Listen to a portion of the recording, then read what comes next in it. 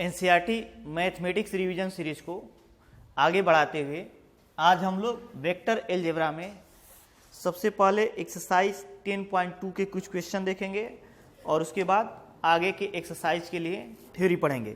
तो देखते हैं हम लोग क्या गिवन है। कह रहे हैं कि फर्स्ट क्वेश्चन ये गिवन है, compute the magnitude of the following vectors. तो ये तो सिंपल है।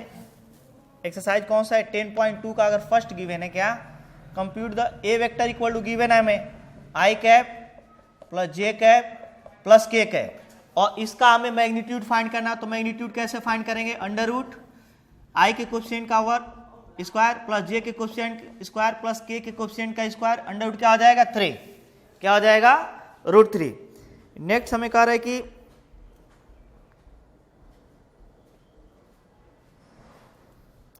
क्वेश्चन नंबर 11, क्वेश्चन नंबर 11 क्या है, कह रहे सो दैट वेक्टर क्या है 2i cap minus 3j cap plus 4k cap and इसको ए वेक्टर एज्यूम कर लेते हैं, A vector equals to and B vector equals to given है minus 4i cap plus 6j cap minus 8k cap minus 8k cap are collinear. ये दोनों क्या है, collinear है। तो इसके पहले जब हम लोग इसके पहले वाले वीडियो में थ्योरी पढ़ रहे थे तो देखे थे कि ये दो वेक्टर्स अगर कोलिनियरिटी दिखाना है तो क्या करेंगे, इनमें से कुछ नंबर्स कॉमन करेंगे, एग्जैक्टली इसके इक्वल बना लेंगे। तो कौन सा नंबर यहां से कॉमन किया जाए कि ये हो जाए, -2 कॉमन कर लेते हैं। तो -2 कॉमन करेंगे तो यहाँ क्या बच जाएगा 2i कैप, यहाँ -3j कैप और प्लस 4k कैप -2, और इसको क्या लिखेंगे A vector, -2 into A vector B vector equals to. तो यहां पे क्या गिवन है, अगर ये हम प्रूव कर दें A vector equal to lambda B vector और A vector equals to minus lambda B vector, तो दोनों सिचुएशन में ए और बी दोनों कोलिनियर होते हैं। यहां पर लैम्डा कोई पॉजिटिव रियल नंबर होता है और ए और बी यहाँ पैरेलल होते हैं, ए और बी एंटी पैरेलल होते हैं। तो दो पैरेलल वेक्टर और एंटी पैरेलल वेक्टर क्या होते हैं, कोलिनियर वेक्टर्स होते हैं। नेक्स्ट हम लोग देखते हैं क्वेश्चन नंबर 15। कौन सा, क्वेश्चन नंबर 15। क्वेश्चन नंबर 15 क्या गिवन है, find the position vector of the a point R which divided the line joining 2 points P and Q, which position vector are P और Q given है। यहाँ पे P का position vector क्या given है, i cap plus 2j cap minus k cap, और Q का position vector क्या गिवन है -i cap plus j cap plus k cap respectively in the ratio 2:1। और फर्स्ट में दिया इंटरनली और सेकेंड में दिया एक्सटर्नली। तो ये सबसे पहले हम लोग देखेंगे किस पॉइंट का नाम दिया है, P एंड Q, और दिया है रेशियो 2:1। अगर इसी क्वेश्चन में देता Q एंड P तो रेशियो हम किधर से देखते हैं, Q से P की ओर, लेकिन यहाँ पे दिया है P एंड Q को डिवाइड करता है तो रेशियो किधर से देखेंगे, P से। तो P और Q को किसने रेशियो में डिवाइड कर दिया, 2:1 में। अगेन मैं रिपीट कर रहा हूँ, यहाँ पे क्या गिवन है, P और Q को 2:1 में डिवाइड कर रहा है। तो सबसे पहले किसका नाम लिया है, P का, तो P से रेशियो क्या होगा 2 और Q से क्या होगा 1। अगर यहीं पे दिया रहता Q और P को 2:1 में तो इधर 2 रहता, इधर क्या रहता 1 रहता, और इस पॉइंट R का हमें कोऑर्डिनेट फाइंड करना है। तो हम लोग थ्योरी पढ़ चुके हैं, R का कोऑर्डिनेट कैसे फाइंड करेंगे, इक्वल्स टू इधर वाला पोर्शन इधर वाला coordinate 2 into -i cap plus j cap plus k cap और प्लस 1 इंटू इधर वाला पोर्शन इधर वाला कोऑर्डिनेट, इधर वाला पोर्शन इधर वाला कोऑर्डिनेट, क्या हो जाएगा 1 into I cap plus 2j cap minus k cap अपान क्या करेंगे m प्लस n 2 प्लस 1। तो r वेक्टर इक्वल टू यहां से हो जाएगा, क्या हो जाएगा -2i cap plus 2j cap plus 2k cap plus i cap plus 2j cap minus k cap अपान क्या लिखेंगे यहाँ पे 3। अब इसको सॉल्व कर लेंगे तो हमें r का कोऑर्डिनेट फाइंड हो जाएगा। लेकिन सेकेंड में कह रहा है कि जो r है वह P और Q को एक्सटर्नली डिवाइड कर रहा है। कैसे डिवाइड कर रहा है? एक्सटर्नली। तो देखते हैं A क्या होगा। यहां पर P है और P का कोऑर्डिनेट क्या है? I cap plus 2j cap minus k cap, और यहाँ पे Q गिवन है। Q का कोऑर्डिनेट क्या है? Minus I cap plus j cap plus k cap, और यहाँ पे जो गिवन है R का हमें कोऑर्डिनेट एज्यूम कर लेते हैं R वेक्टर, या R ही रहने देंगे। तो P से जो रेशियो है 2 है और Q से जो है कितना है? 1 है। Q से कितना है? 1। तो R वेक्टर को हम लोग कैसे फाइंड करेंगे?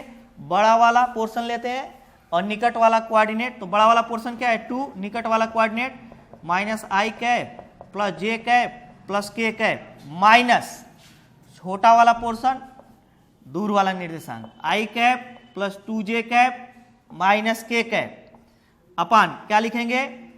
2 minus 1। R vector equal to क्या लिखेंगे? 2 minus I cap plus j cap plus k cap minus. अब इसको सॉल्व कर लेंगे। सॉल्व कर लेंगे तो हमें R का कोऑर्डिनेट फाइंड हो जाएगा। Next,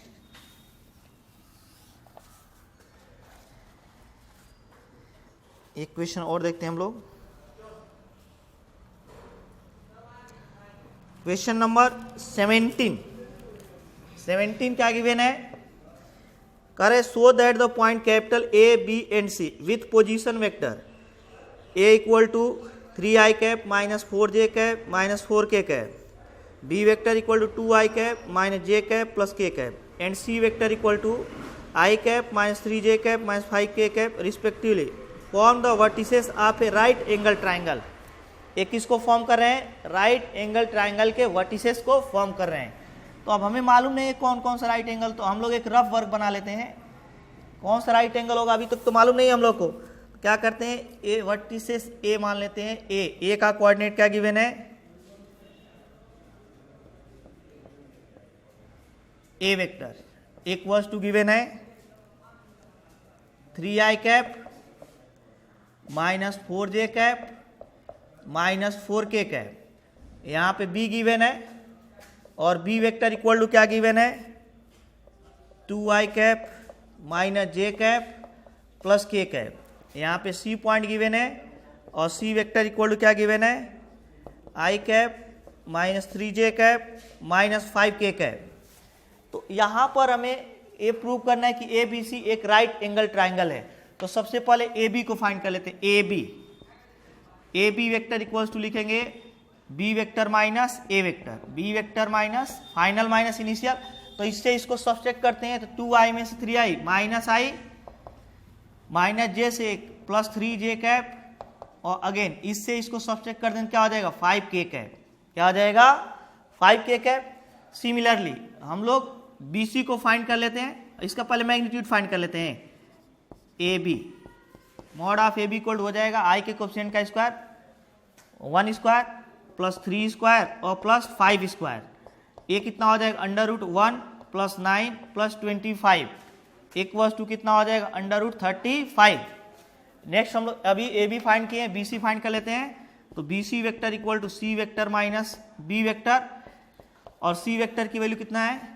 C vector minus B vector. तो I में से 2I minus I cap, J में से J cap minus 2J cap, minus 5K में से माइनस 6K कैप। और जब BC फाइंड करेंगे मॉड ऑफ BC तो अंडर रूट क्या हो जाएगा? 1 square plus 2 square plus 6 square equals to हो जाएगा 1 plus 4 plus 36 equal to under root 41। क्या हो जाएगा? Under root 41। नेक्स्ट हम लोग देखते हैं AB BC CA। तो यहां से CA कितना हो जाएगा? इसकी वैल्यू तो हमें CA equals to A minus C। A minus क्या लिखेंगे? C। A क्या गिवन है? A में से C को सब्ट्रैक्ट कर देते हैं। तो A गिवन है 3 माइनस ये हो जाएगा 2I कैप, फिर 4 में से इसको सब्ट्रैक्ट करेंगे तो माइनस J कैप, अगेन इसमें से plus K cap.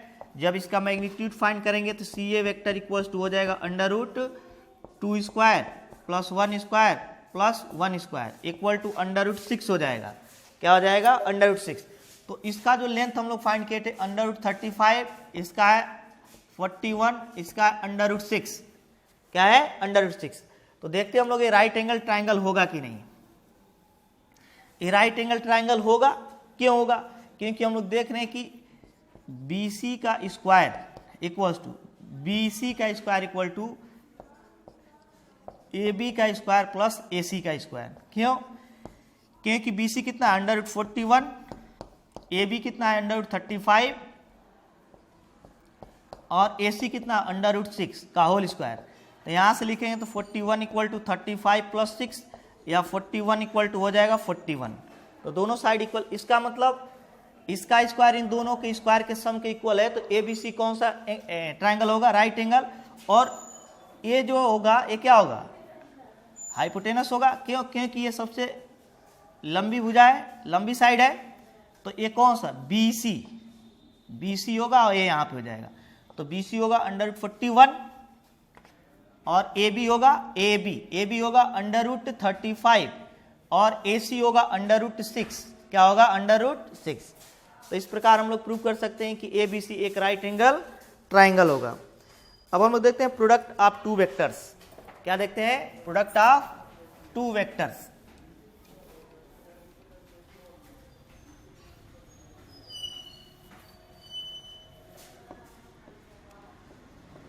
Product of two vectors. तो दो वेक्टर्स के प्रोडक्ट में हम लोग सबसे पहले देखते हैं scalar product of two vector. क्या देखेंगे, scalar product of two vector. दो वेक्टर्स का स्केलर प्रोडक्ट क्या होगा, एज्यूम कर लेते हैं कि A और B दो वेक्टर्स हैं, इन दोनों के बीच का एंगल क्या है, theta. A vector and B vector, A vector और B वेक्टर के बीच का एंगल क्या है, थीटा। तो इसका डॉट प्रोडक्ट या स्केलर प्रोडक्ट कैसे परिभाषित है, तो हम लोग जानते हैं A dot B equals to क्या होता है, AB cos थीटा। क्या होता है, AB cos थीटा। इसको हम लोग और कैसे कैसे लिख सकते हैं, A और B cos थीटा को चाहे तो एक प्लेस पे ले सकते हैं या ऐसे लिख सकते हैं, B को बाहर कर देते हैं और A cos थीटा को अलग कर लेते हैं। इन दोनों का मीनिंग क्या हुआ, A B cos थीटा या B A cos थीटा। इसका मतलब क्या हुआ, तो यहाँ पे A वेक्टर है, कौन सा वेक्टर है, A वेक्टर। यहाँ पे कौन सा वेक्टर है, B वेक्टर। इन दोनों के बीच का एंगल क्या है, थीटा। क्या है, थीटा। तो A डॉट B बराबर equal to B A B cos theta होता है। इसको दो प्रकार से लिखा गया है, एक जगह A को बाहर कर लिया गया, A का मतलब इसका मैग्नीट्यूड होगा और B cos थीटा लिया। B cos थीटा का मतलब B का A पर परपेंडिकुलर और प्रोजेक्शन ये होगा। B वेक्टर का थीटा एंगल पे जब कंपोनेंट फाइंड करते हैं तो B cos थीटा होता है। क्या होता है, B cos थीटा। ये इसको रिप्रेजेंट करें। B cos थीटा को क्या बोलेंगे, ये जो B cos थीटा है इसे बोलेंगे projection of B on A या component of B in direction of A। क्या बोलेंगे, component of B in direction of A। या तो ये बोलेंगे या और क्या बोल सकते हैं, और कह सकते हैं projection of B on A, projection of B on A। Similarly A cos theta को क्या बोलेंगे, A cos थीटा। यहां से लिखेंगे हम लोग, यहां पे A था A वेक्टर, यहां पे क्या था, B वेक्टर था। इन दोनों के बीच का एंगल क्या था, थीटा था। तो A cos थीटा, A का B पर परपेंडिकुलर या प्रोजेक्शन A होगा। A क्या होगा, A cos थीटा होगा, A cos थीटा। तो जो A cos थीटा, इसको दो नाम दिया गया है, projection of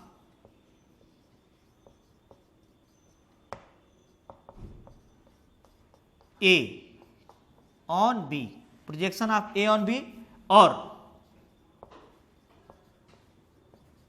projection of component of A, component of A in direction of B, in direction of B, ये बोल सकते हैं। अब हम लोग इसकी प्रॉपर्टी देखते हैं, क्या क्या प्रॉपर्टी होगा स्केलर प्रोडक्ट का। टू वेक्टर्स के स्केलर प्रोडक्ट की क्या क्या प्रॉपर्टीज होंगी। A dot b equals to a B cos theta है, तो इसकी फर्स्ट प्रॉपर्टी क्या होगी, a dot b equals to b dot a. Commutative law को क्या करेगा, फॉलो करेगा, कॉम्यूटेटिव लॉ को क्या करेगा, फॉलो करेगा। सेकेंड प्रॉपर्टी हम लोग देखते हैं, कह दिया जाए अगर किसी वेक्टर का उसी वेक्टर के साथ डॉट प्रोडक्ट ले लिया जाए a dot a equal to, तो ए और ए कैसे होंगे, या ए वेक्टर है इसी के पैरेलल ए वेक्टर होगा, वेक्टर को उसके पैरेलल कहीं भी ले जाएंगे तो क्या होगा ए वेक्टर, तो ए वेक्टर और ए वेक्टर दोनों के बीच का एंगल क्या होगा 0 डिग्री, ठीक है, थीटा इक्वल टू क्या होगा 0 डिग्री। तो यहां से लिखेंगे ए, जैसे यहाँ ए डॉट बी बराबर ए बी कॉस थीटा, तो ए कॉस 0 डिग्री, और कॉस 0 डिग्री की वैल्यू क्या आती है 1, इसका मतलब ए स्क्वायर हो जाएगा, A vector dot A vector equals to A square. Similarly हम लोग क्या लिख सकते हैं, B vector dot B vector equals to B square, C vector dot C vector equals to C square. Third property में हम लोग देखते हैं,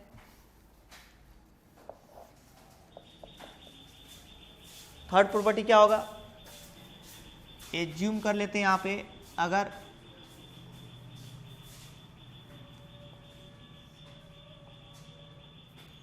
ए वेक्टर और बी वेक्टर दोनों आपस में परपेंडिकुलर हों, दोनों के बीच का एंगल कितना आना है, इस पे बहुत सारे क्वेश्चन भी बोर्ड में पूछे गए हैं।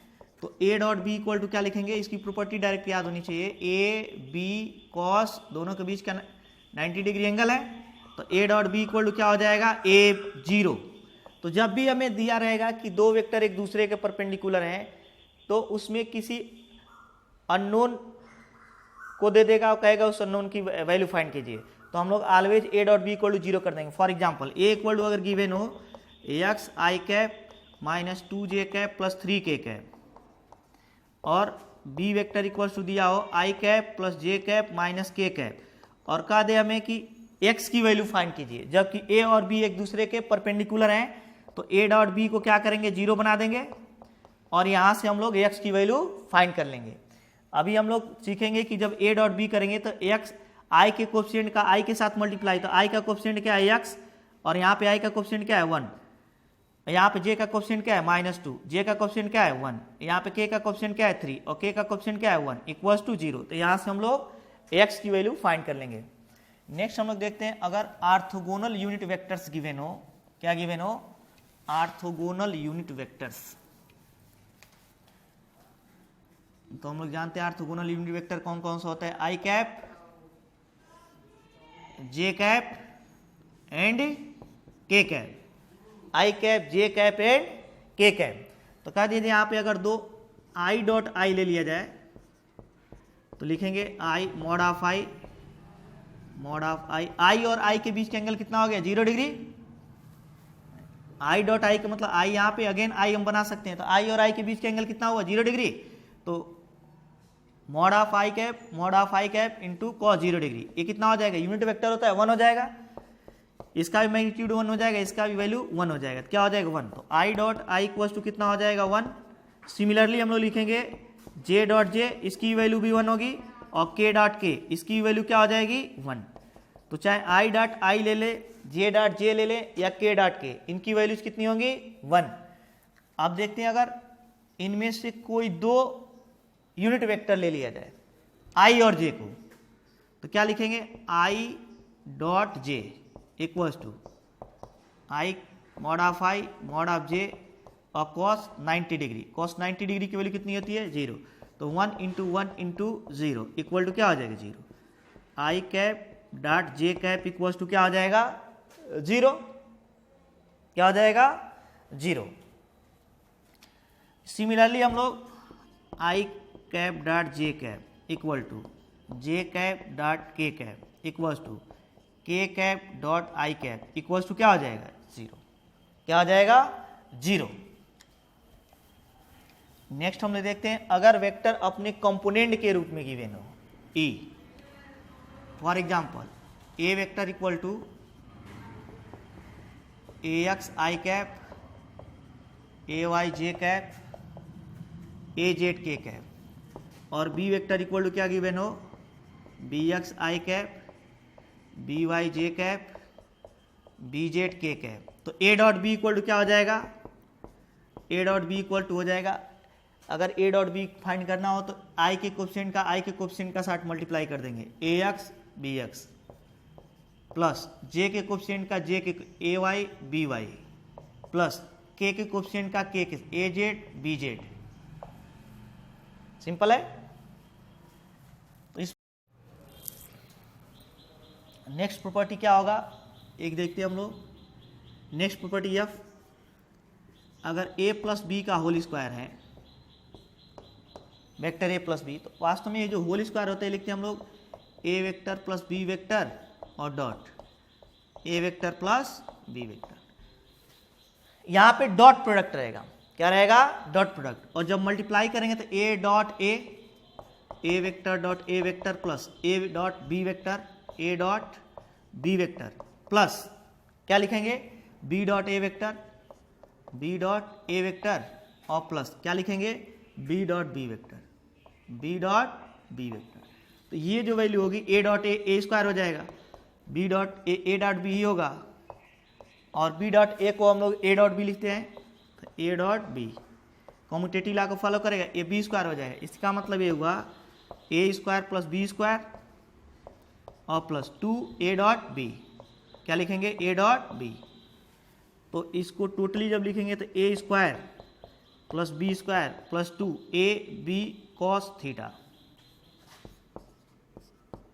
A vector plus B vector का whole square, A square plus B square plus 2 A B cos theta. Next similarly हम लोग प्रॉपर्टी कौन कौन सा लिख सकते हैं,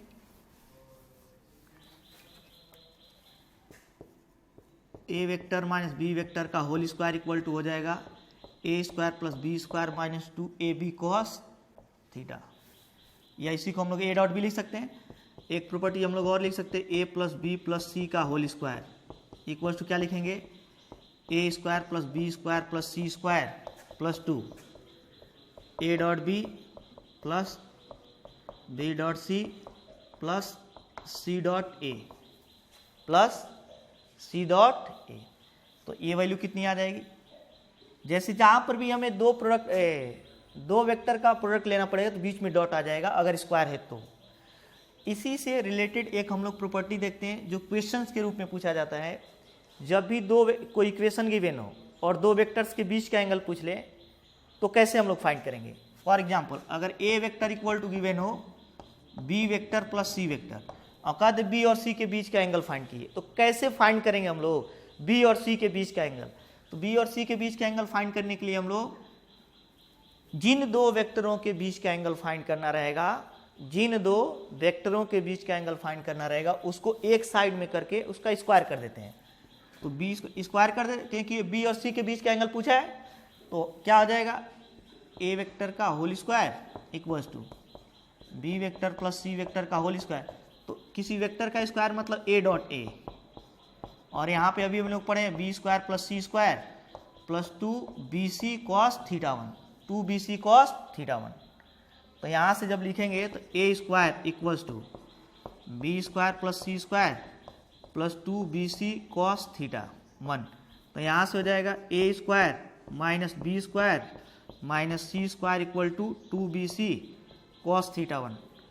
तो A square minus B square minus C square अपन क्या लिखोगे 2 B C equals to cos theta 1। तो इस प्रकार ये जो थीटा 1 होगा किसके किसके बीच का एंगल है, बी एंड सी के बीच का। इसी इक्वेशन को देकर अगर हमें एंगल किसके किसके बीच का पूछ ले ए और बी का, तो क्या करेंगे अगर ए और बी के बीच का एंगल पूछेगा तो ए और बी को एक साइड में कर लेंगे और दोनों साइड का स्क्वायर कर देंगे। तो ए और बी को एक साइड में कर लेते हैं, A vector minus B vector equal to C vector squaring both side. तो A vector minus B vector का whole square equals to C square, C vector का स्क्वायर। तो यहाँ से क्या हो जाएगा A square plus B square minus 2ab cos theta 2, क्योंकि यहाँ पे ए और बी के बीच का एंगल है, बी और सी के बीच का एंगल थीटा 1 था, तो ए और बी के बीच का एंगल क्या मान लें theta 2 equal to C square. कहने का मतलब है जिन दो वेक्टरों के बीच का एंगल पूछेगा उन दोनों को एक साइड में कर लेंगे। तो यहाँ से सी स्क्वायर के इधर लाते हैं, A square plus B square minus C square और 2ab कॉस थीटा के उधर ले 2ab कॉस थीटा 2, तो 2ab से डिवाइड हो जाएगा, तो A square plus B square minus C square अपन क्या हो जाएगा 2ab equals to cos theta 2 equal to क्या आ जाएगा कास थीटा 2। तो थीटा 2 किसके बीच का एंगल है, ए और बी का। नेक्स्ट वीडियो में हम लोग इससे रिलेटेड क्वेश्चन और vector product of two vectors का स्टडी करेंगे।